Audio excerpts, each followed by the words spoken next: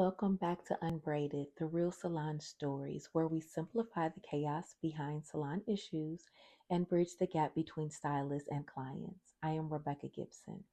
Today we're going to talk about hair extensions. So here's the situation from a stylist in the hair group. A client brought in 3 bundles for her sew-in, but she specifically requested that only 2 be installed. So the stylist completed the service exactly as requested.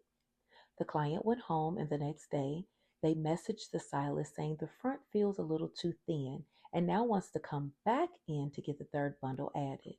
But the stylist is stuck because they're not really sure how they want to go in and add the bundles and have it not be bulky and create a whole new set of issues that they're not comfortable dealing with. So let's talk about the possible problem here. This isn't really a mistake from the stylist. This is a situation where the stylist delivered exactly what the client asked for, 2 bundles and not 3, and the client changed their mind and now wants a different density without paying for a new service.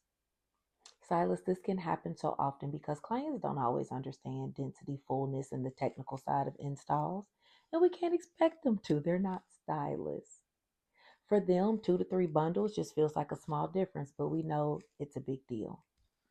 This is why it's important to have good communication. And some stylists might be like, why do clients do this? It's not that they're being malicious. Many clients want it all. They want fullness, flatness, comfort, longevity. They want everything all in one hairstyle. They want the full look that they see from Instagram and Pinterest and not really understanding what it takes to achieve that. This is where the stylist comes into play. You have to take what the client wants to see if that's achievable with what the stylist can do to see if we can merge that together. So this really becomes a communication issue, not a competence issue. So let's talk about it.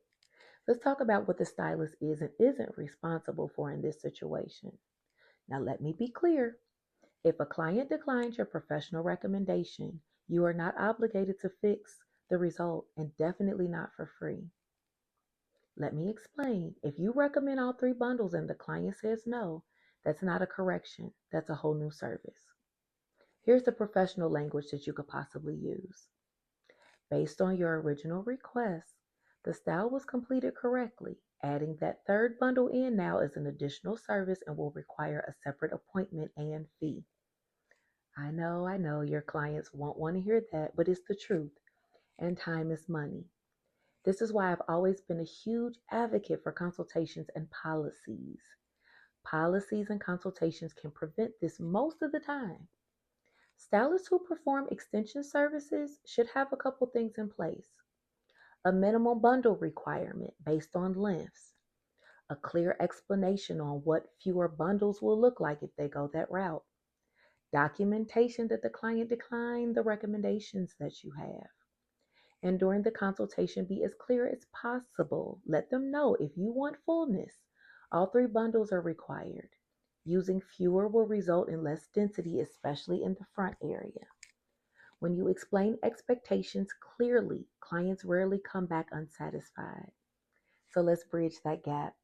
Here's the truth. Clients aren't really trying to be difficult, and most stylists aren't trying to nickel and dime you. Clients want to look good. Stylists want to deliver good work. When communication is clear on the front end, no one feels disappointed on the back end. This is why understanding each other matters. So remember, growth starts when understanding begins. I'm Rebecca Gibson, and this is Unbraided, the Real Salon Stories. Until next time.